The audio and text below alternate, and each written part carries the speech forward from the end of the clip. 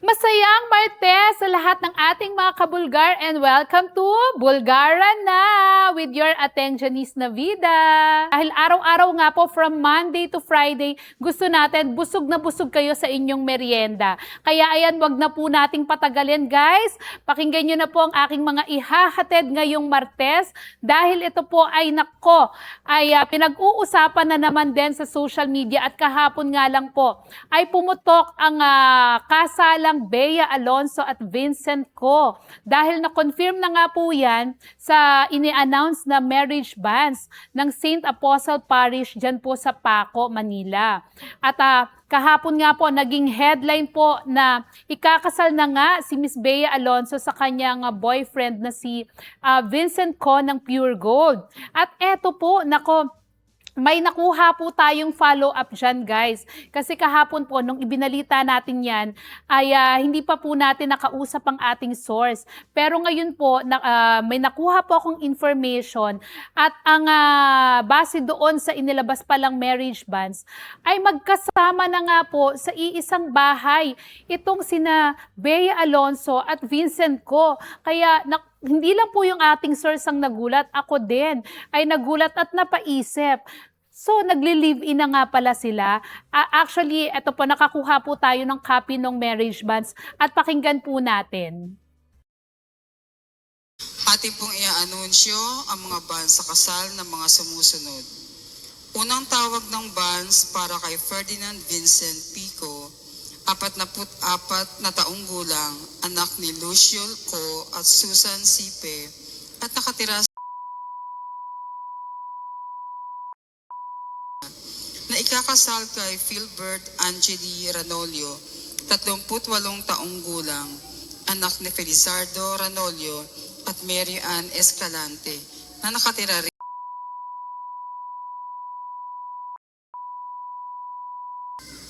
Ayan, so nakita nyo po at narinig ng malinaw na binanggit po na si Bea Alonso ay may same address with Vincent Co. Ibig sabihin, doon na rin pala nakatira si Bea Alonso. Sa bagay, alam nyo po guys, total ikakasal din naman na sila. Baka naman din talaga habang ipiniprepare nila yung kanilang kasal, mas magandang magkasama na sila sa bahay para mas marami silang time na paghandaan itong kanilang nalalapit na kasal na actually wala pa pong date at wala pa rin namang ibinibigay na information si Bea Alonso.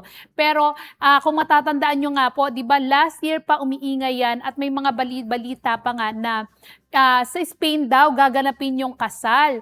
At syempre, kapag ganyan po na sa ibang bansa, nalulungkot ang mga fans dahil hindi sila makakachismis at hindi sila makaka-join. Pero I'm sure naman, di ba, magkakaroon din po ng mga patikim dyan at pasabog si Bea. Kasi sino ba namang ayaw i-share ang kanyang very momentous moment sa kanyang buhay? Di ba? Lahat naman, lalo na po si Bea ay lumaki na sa showbiz. I'm sure gusto rin niya pong ibahagi itong pinakamasayang bahagi ng buhay niya sa publiko.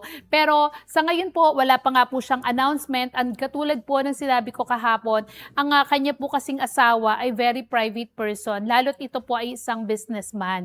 Kaya irespeto rin po natin kung ano yung kagustuhan ng pamilya ni Vincent Co, kung ano yung gusto ni Bea. Na si Bea rin naman kahit nga po nasa showbiz, gusto niya rin merong mga parts ng buhay niya, di ba, na medyo sa kanila muna.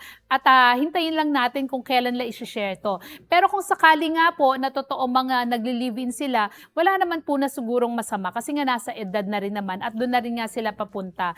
Oo, parang may mga bali-balita pa nga actually, di ba, na kinasal na sila sa Spain noong isang taon pa. Although, wala naman pong lumabas na mga information dyan. At syempre, hindi natin mako-confirm yan hanggat walang mga lumalabas na pictures na talagang ikinasal sila doon at hanggat hindi po nagsasalita si Miss Bea Alonso at kinukumpirma ang balitang yan. Di ba, mananatiling chismis. Pero ito nga, ngayon na ini-announce na nga ng simbahan, syempre, sino pa bang makakalusot? I'm sure kahit sina Bea at Vincent ay natatawa na lang din ngayon dahil kahit anong pagtatago nila, di ba? Dahil sila ay parehong mga sikat na tao, malalaking personalidad. Ayan, talagang walang big news kapag may mga ganitong pangyayari sa kanilang buhay.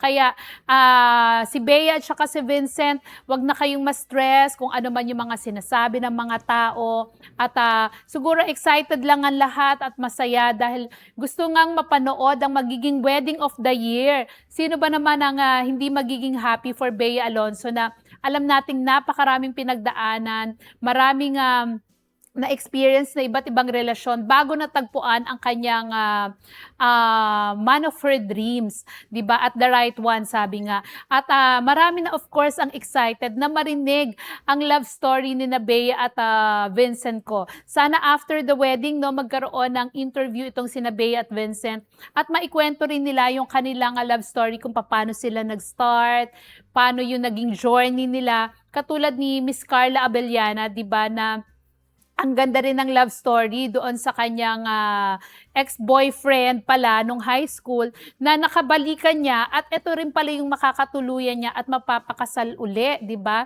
'Di ba nagpakasal uli si Miss Carla na hindi naman niya sukat akalain na magkakaroon pala siya ng 2 weddings.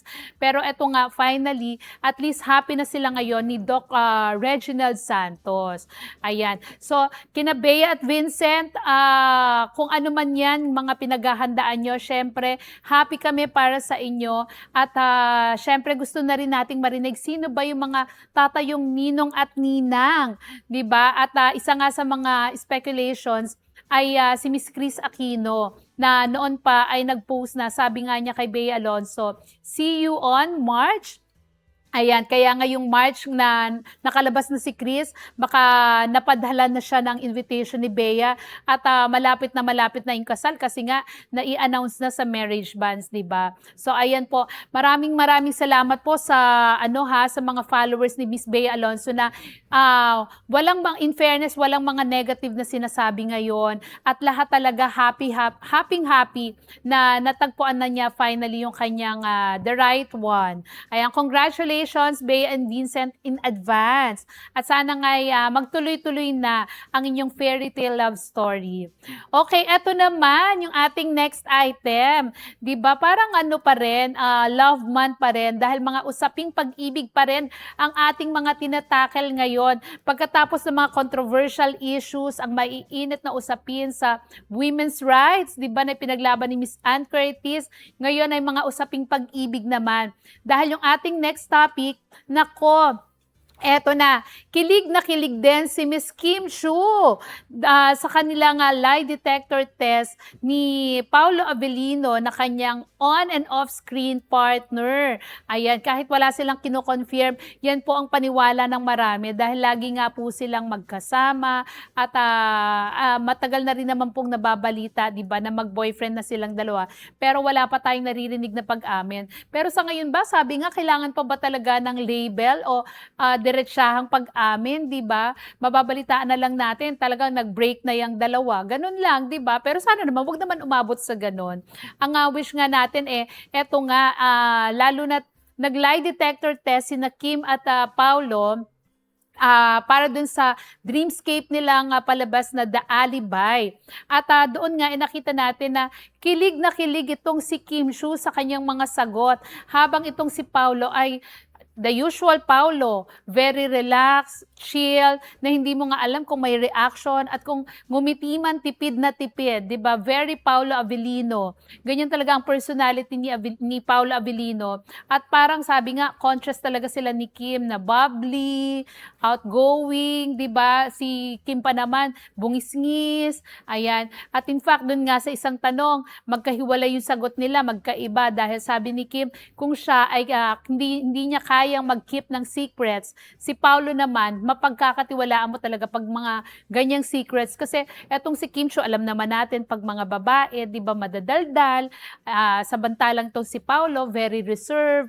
Ayan. Kaya although, kahit na magkaiba sila ng personality, mukhang nagkakasundo talaga sila. Dahil matagal-tagal na rin yung kanilang rumored relationship. At di ba nga, naibalita na rin natin sa Bulgar, na may nakapagchika sa atin na nagli-live-in na rin daw sina Paulo at Kim sa bahay ni Paulo sa Antipolo. Pero siyempre, 'di ba, since wala namang mga paparazzi na nakakakita, although nung minsan may parang mga nagmo-monitor din sa bahay ni Paulo, 'di ba, na nabengga niya agad at inireklamo pa nga niya, ipinost niya doon sa kanyang social media account. So siyempre, yung privacy ni Paulo din pinoprotektahan niya. Pero yun nga, may mga chikang ganyan at wala namang inaamin sina Kim at Paulo, pero basahin na lang natin sa kanilang galawan. Pero ang pinagtataka nga lang ng mga fans, bakit sa kanilang dalawa, si Kim talaga yung parang very showy ng kanyang feelings.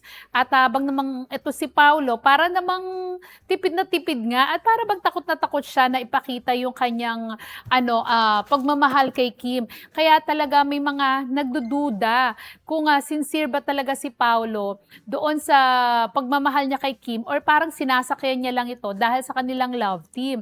'Di ba? Kaya naa-accuse ng ganyan si Paulo Avellino. Kasi nga habang si Kim ay all out, bakit walang pag-amin si Paulo? Bakit kapag ini-interview sila parang puro pakilig lang yung sinasabi niya, yung pinapakita niya, 'di ba?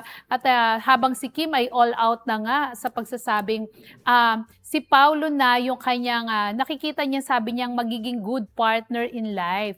Although pareho naman silang sumagot ng yes dun sa um, truth or lie test ng Dreamscape, 'di ba, para sa The Alibi at hindi naman sila nag-alibi in fairness. Pareho naman silang truth.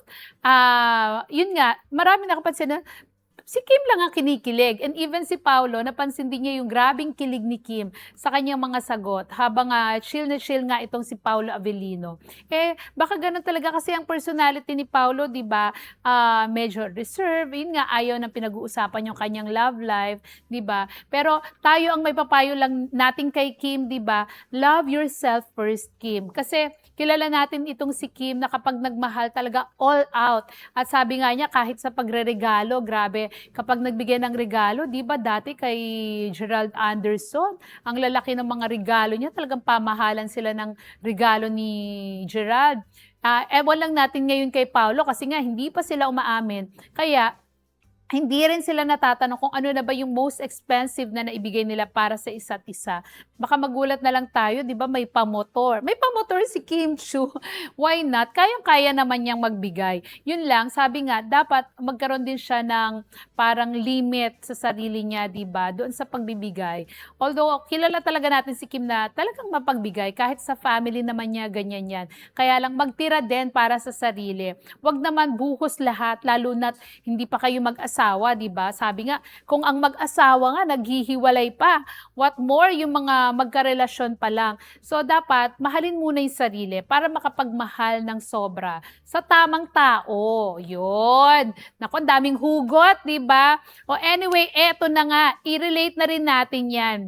Since pinag-uusapan natin yung tamang tao, 'di ba? Mukhang natagpuan na rin ni Clea Pineda at Janela Salvador ang the right one sa isa't isa.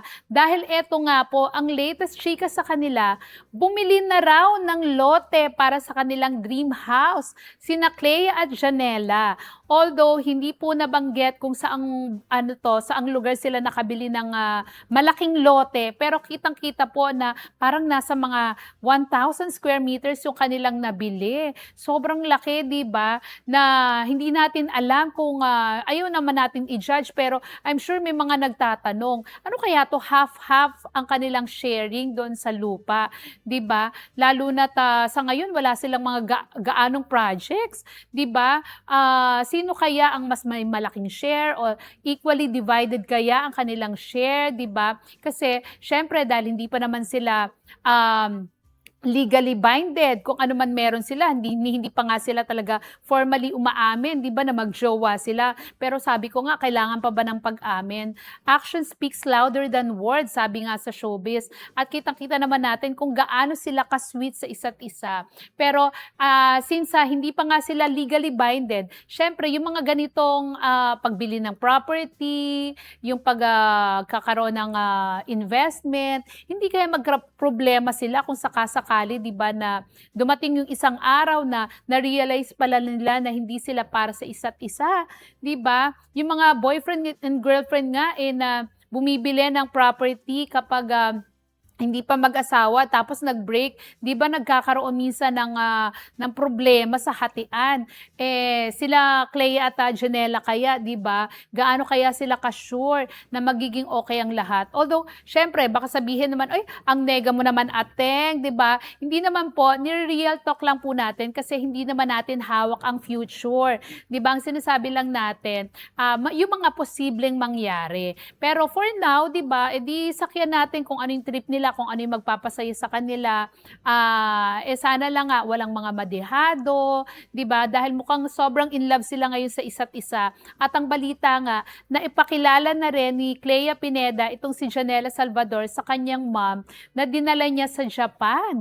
'Di ba? Dinala niya si Janela sa kanyang mom na nandoon at ipinakilala niya nga po ito nitong February lang nung birthday ng mom ni Clea Pineda. Kaya nako, ayan, so nag-level up na pala yung kanilang relationship. At nung December, 'di ba, sabi nga ay nag-honeymoon din. Honeymoon! Talaga yung dalawa, nagbakasyon po sa US at nagpakasaya kasama yung anak ni Janela na si Jude. Ayan. So, ako naman, as long as wala silang tinatapakang tao, as long as pareho naman silang single, 'di ba? Yung kanilang relationship kasi ay nag-umpisa just last year. So, parang sa open endings movie na nagsama sila. So, very fresh pa kung tutuusin, baka 1 year pa lang or wala pang 1 year. So, very fresh pa yung kanilang relationship. And siguro ngayon nandun pa sila sa stage na sabi nga ay discover pa nila ang isa't isa.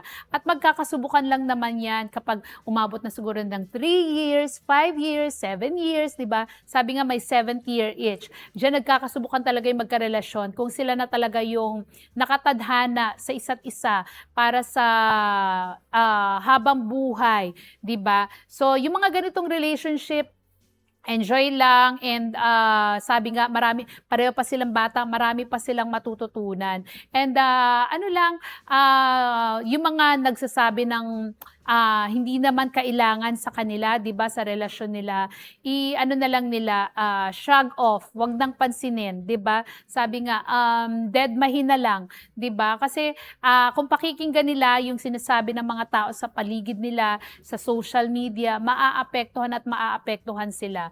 Pero as long as mahal nilang isa't isa, wala silang inaapakang tao, wala silang sinasagasaan, go lang, 'di ba? Maging discreet lang din sana sila sa pagpapakita sa social media nung kanilang sweetness at PDA. Kasi nga dahil mga artista, alam naman natin kung ayaw nilang mahusgahan, 'di ba? Mag-ingat lang. Pero kung sila naman ay parehong palaban at welcome sa kanila yung mga opinion ng mga tao, then why not? Go, 'di ba? Buhay nila 'yan. Oo. So, ang hangad lang naman natin, maging masaya sila at yung anak ni Janela Salvador ay tanggap din naman ni Clea, 'di ba? So one big happy family. Why not, 'di ba? So, ayan na po guys at nako, dahil nagsunod-sunod na naman pala mga chika ni Ateng at nakalimutan ko na naman pong basahin ang mga comments na nag-comment sa atin ngayon. At kahapon yung mga hindi natin nabasa, like sina Teacher Raquel Reyes, di ba ng PBB na ating good friend at lagi nating katsikahan at kahapon ay nakatutok din sa atin at nag-share pa nitong ating show. Maraming salamat po. Ayan, kay Joshua Buendia na lagi ring nakatutok sa atin, kay Girl Goodes, Tita Josie Posadas, ayan, kay Ma'am Ana Marie Bonifacio, Tita Marie, kay sino pa itong mga to? Wait lang, i-check ni Ateng ha. Nawala ako. Ayan, si Chris Galvez, ayan din, lagi nakatutok sa atin. Si Ate Evelyn Navida, ayan, taga Laguna pa yan, maraming salamat. Ayan, at ito na yung ating mahabang listahan, of course, na mga babatiin natin.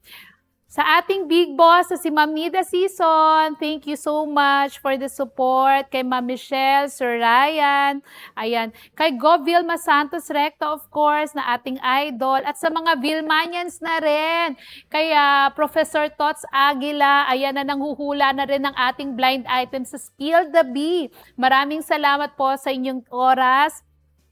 Kaya, of course, Ma'am Raytan of Beauty Derm na ating mahal na mahal. Ayan. Kay Attorney Persida Rueda Acosta ng PAW. Ayan. Congratulations po sa lahat ng awards. Parang halos weekly may awards si PAW Chief, di ba? Kay Maring Tates Gana at sa kanyang kapatid na si Tintin na suki rin natin sa ating blind item sa Spill the Bee. Maraming salamat po. Of course, sa ating Ninang Christy Fermin na lagi ring nakasuporta sa atin, kasama ang kanyang mga angels na sina Romel Chica at Wendell Alvarez. Ayan, maraming salamat mga kapatid. Kay Ninang Erlinda Rapadas and Ate Essie Rapadas. Ayan, maraming salamat po sa pagtutok. And of course, Tita Token Lizares na ngayon ay may ubo. Diba, katatapos lang ni Ateng. Kaya sabi ko, Tita Token, mag-ingat ka at yung kanyang boses pa naman ay puhunan niya sa kanyang pagkanta. Singer po to si Tita Token at siya nga po yung tinaguri ang Charity Diva na nagbibigay ng mga charity concerts para po sa mga madre ng Daughters of St. Paul. Ayan. Yung kanyang pong mga kinikita doon sa concert ay for the benefit ng mga nuns po sa Daughters of St. Paul. Kaya naman po sobrang blessed din itong si Tita Token Lizares. Of course, kay Tito Nestor Cuartero na board member ng MTRCB. Hello Tito Nes. Very supportive din sa ating show at may mga paalala siya. Diba? Of course, maraming salamat Tito Nes. Ayan. Kay Jade Patenya na aking good friend, Rowena Silson, Maring Mel Balyanera na makikita natin mamaya, later lang. Ayan. Kay Alan Sangkon, ayan. Kay Mary Rose Antazo na ating good friend din. Sa aking mga barkada nung high school, ang Majel, sina Mary Jane, Melanie, Annalyn, Elenita, Atila, Laura, and Lolita. Hello po sa inyong lahat at thank you for watching. Ayan, kina Karen, Anko Pangilinan na nag-birthday kahapon, si Jenny Surat, si Candy Carion, si Sherwina Pastera, Fay Makalinaw, ayan ang ating mga dating kasamahan dito sa Bulgar na lagi ring nakatutok at nakasuporta sa ating show. Maraming salamat. Sa ating mga kasamahan of course dito sa Bulgar, Tita Josie, Georgette, Mitch, and Girl, Ma'am Nympha, Joy, Mabel, Jenny, Mars, Justin, and Brian, Ate Feli, Ate Lizatin, Ate Susan, at Kuya Leo and SG Lorenzo, and Ate Marisa. Ayan, maraming salamat po sa inyong mga suporta at laging panonood. And of course, sa ating online department na laging napaka-efficient, lalo na si Direk Shine, ayan, ang ating director dito sa ating show. At sana po, wag niyong kalimutang bumili ng Bulgar everyday.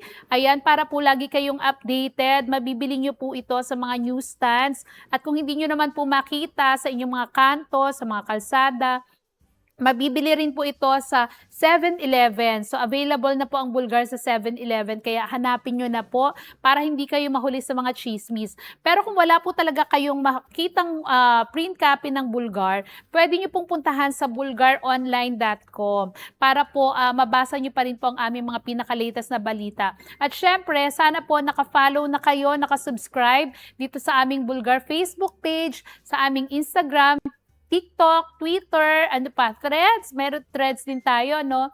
At sa aming YouTube channel, yung aming mga interview sa YouTube, panoorin nyo po para po sa mga latest ganap din po sa showbiz at hindi lang po sa showbiz, pati po sa news.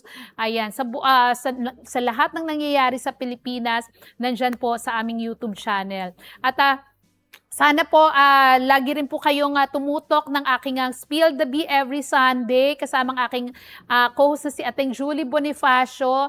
Ayan, para manghula po ng aming mga blind item. And syempre, itong Bulgaran na everyday po, Monday to Friday, 3 p.m. Magchichikahan tayo. So ayan na po ang mga latest ganap. Kung may mga hindi po tayo nabating may birthday ngayon, happy birthday po sa inyong lahat.